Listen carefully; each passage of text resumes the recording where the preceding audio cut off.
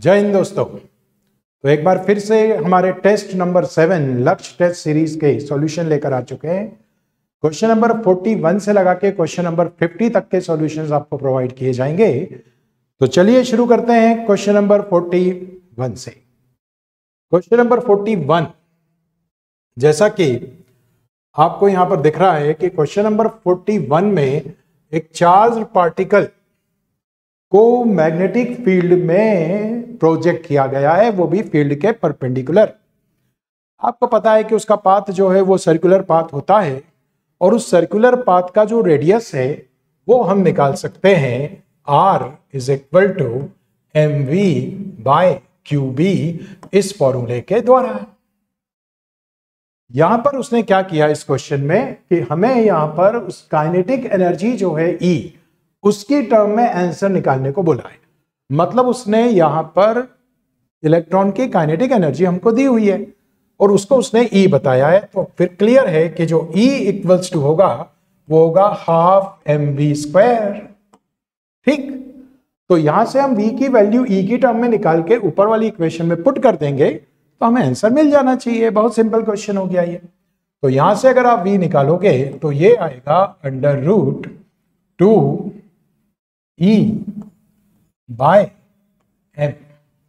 इस वैल्यू को उठाकर यहां पुट कर दीजिए तो रेडियस आपको मिल गया। तो रेडियस आपको मिल जाएगा m इंटू वी की जगह root T2E upon m divided by QB।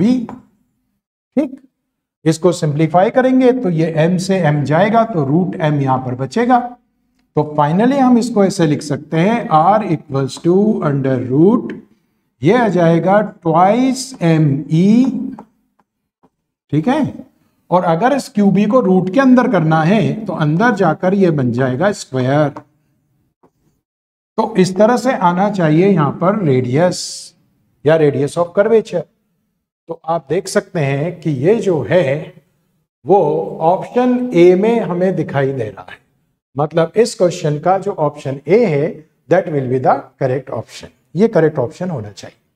ठीक, इसके बाद वाला जो क्वेश्चन है क्वेश्चन नंबर 42, ये question number 42 force between two current carrying parallel wires के लिए है। किसके लिए है? Force between two current carrying wires which are parallel to each other. याद है ना उसके लिए फॉर्मूला क्या होता है? उसके लिए फॉर्मूला हम सीधे इस्तेमाल करते हैं मेरे भाई, is equal to mu not I1 I2 upon 2 pi a। ये होता है फॉर्मूला। इससे आता है फोर्स पर यूनिट लेंथ। इसलिए जितनी लेंथ पर यहां पर फोर्स लग रहा है उससे आप मल्टीप्लाई भी कर सकते हो कंडक्टर की लेंथ से। तो ये फॉर्मूला हमें यहां लगाना है। क्लियर है कि यहां पर करंट कैरिंग वायर I है और एक करंट कैरिंग लूप I जो है ABCD रखा हुआ है जिसमें I करंट फ्लो हो रहा है ऐसे। ठीक, तो अब आप यहां पर देख सकते हैं, इतना तो क्लियर है कि BC और AD पर तो नेट फोर्स 0 हो जाएगा। जो भी फोर्स लगना है इस लूप में वो आर्म AB और आर्म CD पर लगना है। अच्छा, आर्म AB पर दोनों करंट सेम डायरेक्शन में है, इसलिए सेम डायरेक्शन में यहां पर क्या होगा? अट्रैक्शन होगा। तो इस पे जो फोर्स लगेगा वो इस तरफ लगेगा। और CD और करंट I को देखें तो ये अपोजिट डायरेक्शन में करंट है, इसलिए यहां पर जो है वो रिपल्शन होगा और यहां का जो फोर्स लगेगा वो इधर लगेगा। दोनों फोर्स अपोजिट डायरेक्शन में लगना है, दोनों को सब्ट्रैक्ट करना है। बस हमें BC और AD को तो निकालने की जरूरत ही नहीं है। तो भैया शुरू करते हैं। यहां पर हम सबसे पहले लेंगे फोर्स ऑन आर्म AB। इस फॉर्मूले के हिसाब से हो जाएगा mu naught main current I, loop का करंट स्मॉल I और यहां पर 2 पाई, और दोनों के बीच का डिस्टेंस अगर हम देखें तो वो डिस्टेंस दिया हुआ है L/2। तो यहां पर जो है वो डिस्टेंस L/2 आप रखेंगे, जबकि AB की लेंथ जो है वो दी हुई है L, तो इनटू यहां पर आएगा L। ठीक, अब इसे आप सिंप्लीफाई कर लीजिए, L L कैंसिल और फाइनली हमें मिलेगा mu not I into small I upon pi, और डायरेक्शन होगी इस तरफ टुवर्ड्स लेफ्ट। अब अगर हम निकालें फोर्स किस पर? फोर्स अगर हम निकालें आर्म CD पर, तो आर्म CD पर फोर्स कुछ इस तरीके से आएगा। वही फॉर्मूला लगाना है, mu not I into I upon 2 पाई, और यहाँ के डिस्टेंस की बात करोगे ना भैया, तो ये डिस्टेंस आने वाली है L/2 प्लस L, मतलब 3L/2। तो ये डिस्टेंस आप यहाँ पर लिख लीजिए, डिस्टेंस की जगह आ जाएगा 3L/2। इस आर्म की लेंथ भी कितनी है? L, तो लेंथ की जगह यहाँ पर आएगा L। इसे सिंप्लीफाई कर लीजिए बच्चे, 2 कैंसिल, L कैंसिल, तो फाइनली हमको जो मिलेगा वो मिलेगा mu not I upon 3 pi. But ध्यान दीजिए डायरेक्शन का, डायरेक्शन यहां पर राइट वर्ड है, इसका मतलब दोनों फोर्स की डायरेक्शन अपोजिट है। Then we have to subtract to find the resultant force. तो नेट फोर्स अगर आपको निकालना है तो दोनों को माइनस कर दीजिए। दोनों को जैसे ही आप माइनस करेंगे, mu not I upon pi minus mu not I upon 3 पाई, तो आप खुद ही देख लीजिए भाई साहब कितना आने वाला है। यहां पर एलसीएम वगैरह सब लेके आप सॉल्व करेंगे तो, है ना। यहां पर ये आने वाला है 2/3 म्यू नॉट I कॉमन, और यहां पर बच जाएगा 2/3, और नीचे और जो आने वाला है वो आने वाला है पाई। तो 2 mu not I upon 3 pi, क्या कोई ऑप्शन है यहां पर? 2 mu not I upon 3 pi, 2 mu not I upon 3 pi, ये दिया हुआ है ऑप्शन सी में। So option C will be the correct option, right.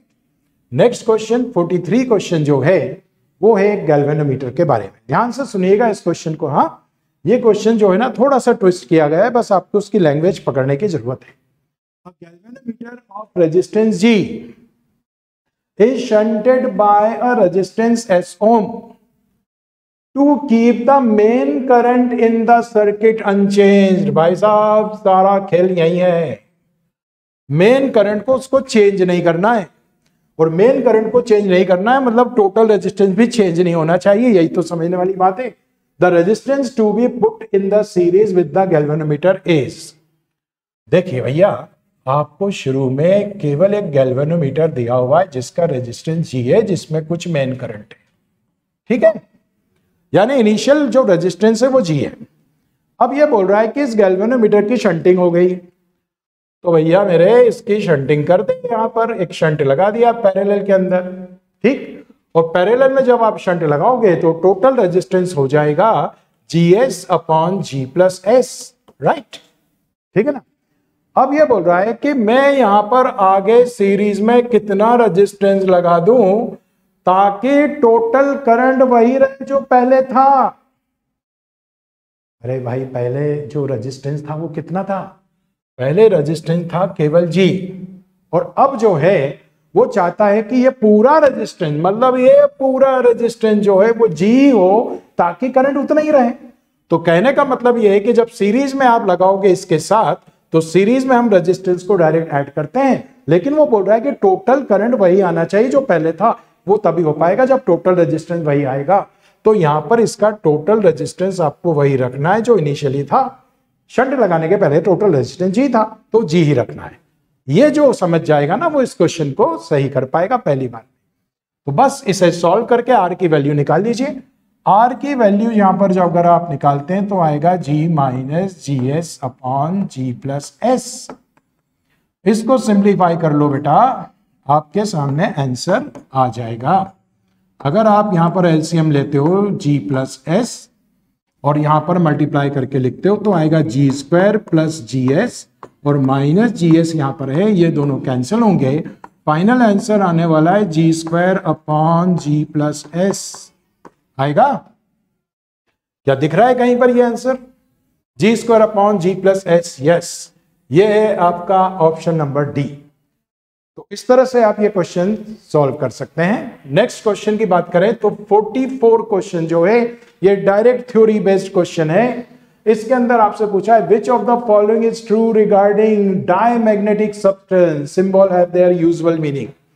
Diamagnetic substance, paramagnetic substance, ferromagnetic substance, इन सब के लिए रिलेटिव परमिएबिलिटी म्यू आर और मैग्नेटिक ससेप्टिबिलिटी काई एम, इनकी वैल्यू जो है वो सबको याद होती है अच्छी तरह से। भाई साहब यहाँ पूछा हुआ है डायमैग्नेटिक सब्सटेंस, और डायमैग्नेटिक सब्सटेंस के लिए जो रिलेटिव परमिएबिलिटी होती है ना बच्चे, वो 1 से थोड़ी सी कम होती है, और ससेप्टिबिलिटी जो है ना वो नेगेटिव होती है। तो ससेप्टिबिलिटी नेगेटिव मतलब 0 से कम और ये 1 से कम। तो साफ दिख रहा है कि यहाँ पर जो ऑप्शन सी है ये सही ऑप्शन होना चाहिए। मेमोरी बेस्ड क्वेश्चन है, याद रखना पड़ेगा, ठीक है, इसमें सॉल्व करने का कुछ भी नहीं है। नेक्स्ट क्वेश्चन की अगर हम बात करें तो क्वेश्चन नंबर 45 ये है एक ट्रांसफॉर्मर पर based. The number of turns of the primary and the secondary coils of a transformer are 10 and 100 respectively. The primary voltage and the current are given as 2 volt and 1 ampere. Assuming the efficiency of the transformer as 90%, the secondary voltage and the current respectively are. तो transformer से related है, ideal transformer नहीं है, efficiency 90% दी हुई है, और यहां पर जो बाकी इंफॉर्मेशन दी हुई है वो मैं आपको बता देता हूं। प्राइमरी कॉइल के नंबर ऑफ टर्न्स एनपी ये दिए हुए हैं 10, सेकेंडरी कॉइल के नंबर ऑफ टर्न्स एनएस ये दिया हुआ है 100। प्राइमरी कॉइल का जो वोल्टेज है मतलब कि वीपी ये दिया हुआ है 2 वोल्ट, और सेकेंडरी कॉइल का वोल्टेज जो है वो गायब है। साथ में उसने प्राइमरी कॉइल का करंट आपको दे रखा है आईपी जो दिया हुआ है 1 एम्पियर।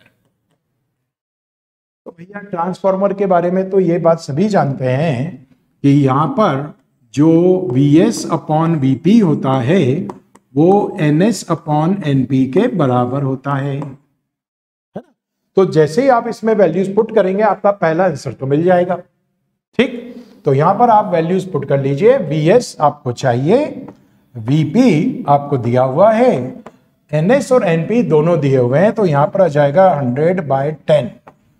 इसको सॉल्व करिए भैया। Vs आपको कितना मिल गया बच्चे? 20 वोल्ट, ठीक। एक आंसर तो आ चुका है 20 वोल्ट। 20 वोल्ट मतलब ए और सी में से कुछ हो सकता है। अब जरा सेकंड वाला पोर्शन निकाल लेते हैं। सेकंड वाले पोर्शन के लिए आपको जरूरत पड़ेगी इफिशियंसी की। इफिशियंसी क्या होता है बेटा? इफिशियंसी ईटा इक्वल्स टू होता है output power upon input power, ठीक। यही है इफिशियंसी। इफिशियंसी दी हुई है 90%, मतलब 90/100 और इक्वल्स टू आउटपुट पावर जो कि हमें सेकेंडरी में मिल रहा है, तो ये हो जाएगा Vs into Is divided by input power जो हम प्राइमरी में दे रहे हैं, मतलब ये हो गया Vp इंटू Ip। इस तरह से इक्वेशन बनेगी। और अब आप यहां पर वैल्यूज पुट कर दीजिए, तो देख सकते हैं आप यहां पर कि यहां पर 90/100 मतलब 9/10 इक्वल्स टू Vs अभी निकाला 20 इंटू Is, वो हमें निकालना है। और आगे की अगर हम बात करें तो Vp दिया हुआ है बच्चे 2 और Ip दिया हुआ है 1। बस अब आप इसे सिंप्लीफाई कर लीजिए, Is की वैल्यू मिल जाएगी। तो Is की वैल्यू आप देख सकते हैं 10, ये 10 इधर जाएगा तो यहां आएगा 9/100, है ना, और यहां बचेगा Is। तो फिर Is की वैल्यू यहां पर आ गई 0.09 एम्पियर, और Vs की वैल्यू आई 20 वोल्ट। 20 वोल्ट और 0.09 एम्पियर, 20 वोल्ट एंड 0.09 एम्पियर। तो फिर सी जो है that will be the correct option, ये आपका सही आंसर होगा। अगली बात करें 46 की, तो यंग्स डबल स्लिट एक्सपेरिमेंट के बारे में है। The separation of between 2 slits ये दिया हुआ है, तो ये हो गया आपका स्मॉल d मिलीमीटर में है। फ्रिंजेस ऑब्जर्व 1 मीटर अवे, ये हो गया आपकी स्क्रीन की डिस्टेंस मतलब कैपिटल D। और यहां पर आपसे पूछा है second dark fringe, second dark fringe का पोजीशन y2 यहां पर दिया हुआ है 1 millimetre from the central fringe. The wavelength of the monochromatic source of light used, मतलब कि आपको वेवलेंथ यानी कि लैम्डा पूछा है, ठीक है। तो अब यहां पर आप देख सकते हैं कि डार्क फ्रिंज की बात कर रहा है, स्मॉल d कैपिटल D दिया हुआ है, लैम्डा पूछा है। तो उस हिसाब से हम यहां पर फॉर्मूला इस्तेमाल करेंगे nth डार्क फ्रिंज के लिए। nth डार्क फ्रिंज के लिए पोजीशन के लिए जो फॉर्मूला इस्तेमाल होता है वो होता है डायरेक्ट फॉर्मूला भाई साहब 2n+1/2 और यहां पर आता है lambda capital D by small d। ठीक, ये आपका डायरेक्ट फॉर्मूला है। इसमें आपको बस ये ध्यान रखना है कि यहां पर n इक्वल टू 0, 1, 2, 3 इस तरह से पुट करना है। तो सेकेंड डार्क फ्रिंज बोला है, तो for second dark fringe n हमें क्या लेना पड़ेगा, n हमें 1 लेना पड़ेगा। तो वो यहां पर आप रखिए और सेकेंड डार्क फ्रिंज जो है वो आपको यहां पर मिल जाएगी कि सेकेंड डार्क फ्रिंज जो है वो आ रही है, वैल्यूज रखते जाइए। जब आप n की जगह 1 रखेंगे तो यहां पर आपको मिलेगा 3/2। लैम्डा आपको निकालना है, d आपको दिया हुआ है 1 और स्मॉल d जो है वो दिया हुआ है कितना, स्मॉल d दिया हुआ है 0.9। तो 0.9 मिलीमीटर, तो उसको आप लिख सकते हो 10⁻³ मीटर। और यहां पर ये जो आपकी सेकंड डार्क फ्रिंज है ना, इसकी पोजीशन भी दी हुई है, इसकी पोजीशन दी हुई है 1 मिलीमीटर। 1 मिलीमीटर यानी 10⁻³ यहां पर आ गया 3/2 है ना, और यहां पर लैम्डा अपॉन 0.9 इंटू 10⁻³ बस आपको इसको सिंप्लीफाई करना है और लैम्डा की वैल्यू निकालना है।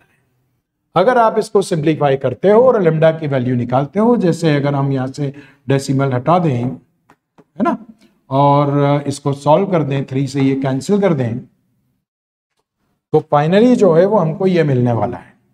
मैं यहां लिख देता हूं, फाइनली ये मिलने वाला है आपको 3 2 जा 6 और ये आ जाएगा इंटू 10⁻⁻7। ये आ जाएगा आपका लैम्डा, जिसको मैं लिख सकता हूं 600 इंटू 10⁻⁻9 मीटर। ये आएगा आपका लैम्डा। तो भैया यहां पर आप -9 मतलब नैनोमीटर होता है, तो इसको आप लिख सकते हो 600 नैनोमीटर। सो ये होना चाहिए आपका आंसर, 600 नैनोमीटर आपका दिया हुआ है क्वेश्चन ऑप्शन नंबर डी में। तो D will be the correct option here, right. अब हम बात करें नेक्स्ट क्वेश्चन की, तो क्वेश्चन नंबर 47। क्वेश्चन नंबर 47 है unpolarized beam of intensity I0 is incident on a pair of Nicol. Nicol मतलब वही पोलराइड्स है, ध्यान रखिएगा, पोलराइजेशन करता है निकोल पे। Making an angle of 60 degree with each other, the intensity of the light emerging from the pair is. Final जो intensity निकल रही है उसके बारे में पूछा है, वो कितनी होना चाहिए। तो ये सीधा सीधा क्वेश्चन मेलस रूल से रिलेटेड है, मेलस लॉ जानते हैं ना। तो यहां पर आप जो है, आपको अगर याद होगा कि जब हम पोलराइज्ड अनपोलराइज्ड लाइट की बात करते हैं तो आपको पता है कि अनपोलराइज्ड लाइट जो होता है, ठीक है, ये सारी डायरेक्शन में ऑसिलेशन लगता है। ये इंटेंसिटी उसने दी हुई है I0 और सामने उसने बोला है कि यहां पर जो है ना वो एक निकोल प्रिज्म बना हुआ है और जो एक निकोल प्रिज्म यहां पर रखा हुआ है, इसमें से जब ये लाइट पास होगा ना प्यारे, तो वो पोलराइज्ड हो जाएगा। और अगर वो पोलराइज्ड हो जाएगा तो यहां पर इंटेंसिटी हो जाएगी I0/2। पता है ना, पहले पोलराइड में से निकलने के बाद इंटेंसिटी हाफ हो जाती है। और इसके बाद उसने दूसरा पोलराइड या निकोल प्रिज्म रखा हुआ है और यहां जो निकोल प्रिज्म रखा है ना, इसको थोड़ा सा टिल्ट किया हुआ है। कहने का मतलब ये कि ये निकोल प्रिज्म जो है वो पहले वाले के साथ अगर हम एक्सिस देखें तो इस एक्सिस के साथ वो 60 डिग्री का एंगल बना रहा है। और हमसे पूछा है कि फिर यहां जो इंटेंसिटी मिलेगी वो इंटेंसिटी यहां पर कितनी होगी, ये निकालिए। तो सीधा सीधा माइनस लॉ है कि I इज इक्वल टू, यहां की इंटेंसिटी लेते हैं, ध्यान रखना, और यहां की इंटेंसिटी है I0/2 है ना, और यहां पर आता है cos स्क्वायर थीटा। थीटा होता है दोनों पोलराइड के बीच का एंगल 60। बस इसके अंदर ये वैल्यू पुट कर दीजिए, आपका काम हो जाएगा। I0/2 ये आ जाएगा cos 60, ये 1/2 है ना, तो यहां हो जाएगा 1/2 का होल स्क्वायर, तो ये 1/4 और फिर 2 से मल्टीप्लाई, तो बच्चे ये मिलने वाला है I0/8। I0/8 आ रहा है डी ऑप्शन में, तो डी ऑप्शन जो है वो करेक्ट ऑप्शन होना चाहिए। मैलिस रूल से रिलेटेड सीधा क्वेश्चन है, बड़ा फेमस क्वेश्चन है, आते रहता है। नेक्स्ट क्वेश्चन की बात करें तो क्वेश्चन नंबर 48।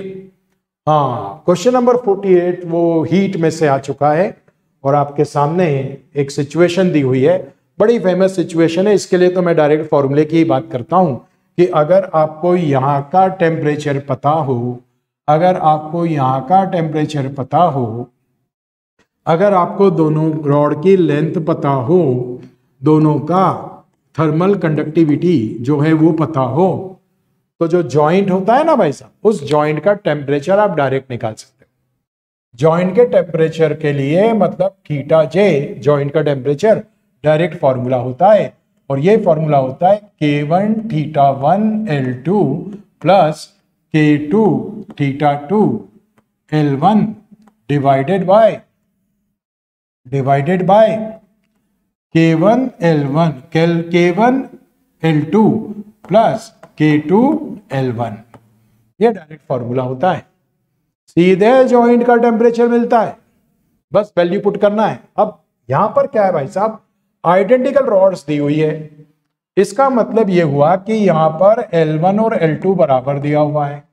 अगर L1 L2 बराबर रख दोगे ना, तो ऊपर वाला फॉर्मूला जंक्शन का टेम्परेचर निकालने वाला ये फॉर्मूला इस तरह से मॉडिफाई हो जाएगा। ये हो जाएगा K1 θ1 plus K2 θ2 divided by K1 plus K2, ये हो जाएगा। ठीक, आपको बस अब वैल्यू पुट करना है, सीधे आपको आंसर मिलने वाला है।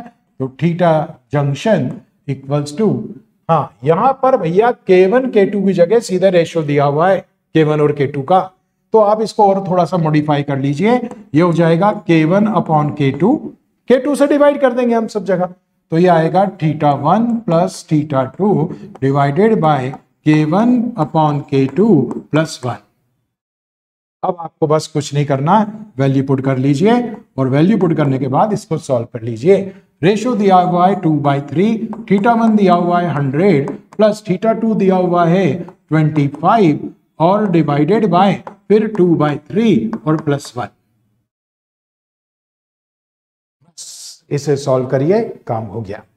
यहां पर 3 एलसीएम लेंगे, 75 आएगा, यहां 200 हो जाएगा, तो ये आने वाला है 275 और 3 तो कैंसिल हो जाएगा, नीचे आ जाएगा 2 + 3, मतलब यहां पर आने वाला 5। कैंसिल कर लीजिए, ये आएगा 5, फिर से आएगा 5, इसका मतलब टेम्परेचर आ गया 55 डिग्री। 55 डिग्री सेल्सियस टेम्परेचर दिया हुआ है ए पर, तो ऑप्शन ए जो है वो करेक्ट ऑप्शन होना चाहिए। चलिए जी, अब अगर हम बात करें क्वेश्चन नंबर 49 की, तो ऑप्टिक्स से रिलेटेड क्वेश्चन है, और इसके अंदर आपको यहां जो क्वेश्चन दिया हुआ है, इस क्वेश्चन में आपको एक प्रिज्म दिया हुआ है जिसका 45 डिग्री का एंगल है, और ये बोल क्या रहा है जरा देखना। A beam of light consisting of red, green and blue colour. मान लीजिए ये रेड है, यहां पर ये ब्लू है और ये ग्रीन है, रेड ग्रीन एंड ब्लू है ना, ये वाला आप ग्रीन ले लीजिए और ये वाला आप ब्लू ले लीजिए। रेड, ग्रीन और ब्लू कलर यहां पर दिया, ये तीनों कलर यहां पर जा रहे हैं और प्रिज्म में से रिफ्रैक्शन होगा। उसके बाद की कहानी वो पूछ रहा है कि क्या ये तीनों कलर एक साथ जाएंगे, या ये तीनों कलर ही पूरे सेपरेट हो जाएंगे, या इनमें से कोई एक कलर सेपरेट होगा। भाई साहब ये सब डिपेंड करेगा कि ये प्रिज्म किस कलर का टोटल इंटरनल रिफ्लेक्शन कर रहा है और किसका नहीं। मतलब कि ये जो क्वेश्चन है वो TIR से रिलेटेड क्वेश्चन है, टोटल इंटरनल रिफ्लेक्शन यहां पूछा गया है। अब आपको पता होगा कि टोटल इंटरनल रिफ्लेक्शन में mu is equal to 1/sin IC, ये होता है फॉर्मूला। यहां पर सभी के लिए जो ये सीधी जो लाइट रे आएगी ना बच्चे, तो इसके लिए यहां पर जो एंगल बनेगा ना, ये बनने वाला है 45 डिग्री। तो साइन IC अगर मैं 45 रखूंगा ना, तो म्यू इक्वल्स टू मुझे मिलने वाला है √2। √2 का मतलब है 1.414। फंडा ये है कि जिस किसी भी कलर के लिए रिफ्लेक्टिव इंडेक्स 1.414 के बराबर या उससे कम होगा, वो इस प्रिज्म को क्रॉस नहीं कर पाएगा, उसका TIR हो जाएगा। लेकिन इससे ज्यादा अगर होगा तो प्रिज्म को क्रॉस कर जाएगा। अब आप ही देखिए यहां पर रिफ्रैक्टिव इंडाइसेस क्या दिए हुए, रेड कलर, ग्रीन कलर और ब्लू कलर के रिफ्रैक्टिव इंडाइसेस आपके सामने। तो साफ दिख रहा है कि यहां पर जो रेड कलर का रिफ्रैक्टिव इंडेक्स है ना बच्चे 1.33, इट इज लेस देन 1.414। बाकी के जो रिफ्रैक्टिव इंडेक्स है ना वो इससे ज्यादा है। मतलब यह हुआ कि रेड कलर का ही टोटल इंटरनल रिफ्लेक्शन होगा, ग्रीन और ब्लू कलर का नहीं होगा। अरे भाई साहब, अगर ये रेड कलर यहां चला ना तो यहां से रिफ्लेक्ट होकर टोटल इंटरनल रिफ्लेक्ट होकर ये इधर पहुंचेगा, और जो ग्रीन कलर है ना बच्चे ये जब जाएगा ना तो इधर डेविएट होकर यहां पहुंचेगा, इसका नहीं होने वाला TIR। और उसी तरह से यहां पर जो ब्लू कलर है ये भी इस तरफ ही जाने वाला है। तो ये सीन रहेगा, रेड कलर सेपरेट हो जाएगा और बाकी दोनों कलर एक साथ जाएंगे। तो रेड कलर सेपरेट हो रहा है कहीं पर, the separate part of blue colour नहीं, सेपरेट ऑल नहीं, separate part of the red colour from green and blue. बिल्कुल भैया, रेड कलर को सेपरेट कर देगा ब्लू और ग्रीन से, ये साफ दिख रहा है यहां। तो यहां पर ऑप्शन सी जो है ना वो करेक्ट ऑप्शन होना चाहिए। बड़ा सिंपल सवाल है, बड़ा क्लियर से सवाल है। अगर हम बात करें अब हमारे आज के लास्ट क्वेश्चन की 50 नंबर का, वो फिर से ऑप्टिक्स के बारे में और दो प्रिज्म के बारे में बोला हुआ है। A prism of a certain angle deviates the red and blue colour bye 8 degree and 12 degree. ये दिया हुआ है डेल्टा रेड कलर का, ये दिया हुआ है डेविएशन ब्लू कलर का। दूसरा प्रिज्म भी है और दूसरे प्रिज्म के लिए रेड कलर का deviation delta dash R 10 degree है और ब्लू कलर का जो डेविएशन है वो 14 डिग्री है। मतलब कि डेल्टा डैश ब्लू कलर ये 14 डिग्री दिया हुआ है। The prism are small angle, thin prism का मतलब थिन प्रिज्म है, small angle and made of different material. The dispersive powers of the material of the prism are in the ratio. Dispersive power का ratio निकालना, angle of deviation दिया हुआ है। बच्चे को पता है कि dispersive power angle of deviation में ये होता है delta V minus delta R divided by delta Y। हम इसने वायलेट की जगह ब्लू कलर दिया है तो हम V की जगह ब्लू कलर का इस्तेमाल कर सकते हैं। तो फर्स्ट केस के अंदर अगर हम देखें, डेल्टा Y क्या होता है पता है ना, डेल्टा Y होता है एवरेज डेविएशन, और एवरेज डेविएशन डेल्टा Y ऐसे आता है delta V plus delta R divided bye 2। B मतलब वायोलेट, पर यहां हमको ब्लू कलर को वायोलेट की जगह लेना है, ठीक है।